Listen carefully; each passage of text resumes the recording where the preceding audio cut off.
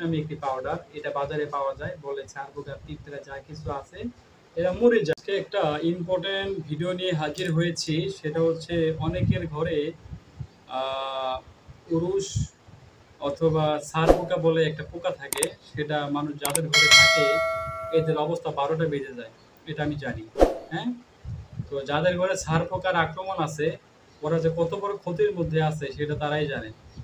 অতএব এই ছার পোকা যদি আপনারা একেবারে চিরতরে মুক্তি পেতে চান, যে ছার পোকা থেকে আপনারা চিরতরে মুক্তি পেতে চান, তাহলে উপায় কিন্তু একটাই আছে। এই একটা উপায় যদি আপনারা প্রয়োগ করতে পারেন, তাহলে আপনার ঘরে ছার পোকার একটা বংশ থাকবে না।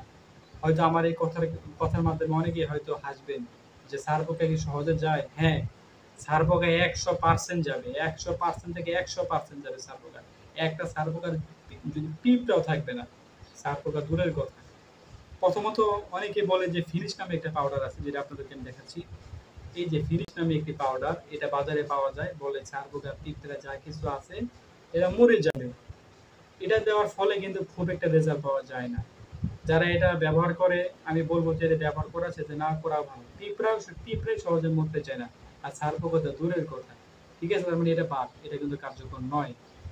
এরপরে অনেকে বলে যে নেপথিন দিলে নাকি ছার পোকা মারা যায়, যেটা হচ্ছে আমি দেখাচ্ছি আপনাদেরকে। নেপথিন, যদি আপনারা এই নেপথিন ব্যবহার করেন, এই নেপথিনের ফলে কিন্তু ছার পোকায় খুব একটা রেজাল্ট পাওয়া যায় না। ঠিক আছে, অতএব এই নেপথিন ব্যবহারের ফলেও ছার পোকা কিন্তু সহজে মরবে না, এটা আমি বলতেছি। তবে হ্যাঁ, ছার পোকা মরবে এমন একটা বিষ আপনাদেরকে আমি এখন দেখাবো, যে বিষের মাধ্যমে আপনারা যদি গোটা ঘর স্প্রে করেন, তাহলে ছার পোকার বংশ নির্বংশ হয়ে যাবে। সেটা হচ্ছে এই যে একটা বিষ দেখতে পাচ্ছেন আমার হাতে, এই বীজটির নামটি যদি আমি আপনাদেরকে দেখাই, এই বীজটি বিশেষ করে ধান খেতে ব্যবহার করা হয়। বীজটির নামটা আপনার এখান থেকে উল্টো করে দেখা যাবে সম্ভবত, আমি একটু যদি দেখাই কাছ থেকে। এটার বাংলা নাম হবে মডার্ট। ঠিক আছে, ভিডিওর সামনে ধরলে এটা উল্টা করে দেখা যায়, নাম হবে মডার্ট। হ্যাঁ, মডার্ট, আমি ডেসক্রিপশন বক্সে দিয়ে দিব। নাম হচ্ছে মডার্ট। তো এই যে এই যে বিষের প্যাকেট কৌটাটি, এই কৌটাটি 1 লিটার পানিতে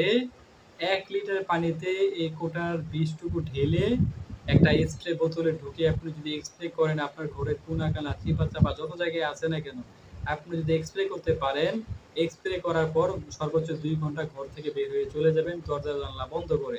দেখবেন এই বিষের যে পরিমাণে একটা অ্যাকশন রে ভাই, এই বিষের অ্যাকশনের কারণে, বিষের গন্ধের কারণে ঘরে যত প্রকার ছার পোকা, তেলা পোকা, পিঁপড়া থেকে শুরু করে যতই ঘরে ছোট পোকামাকড় থাকুক না কেন, সব একবারে নির্বংশ হয়ে যাবে।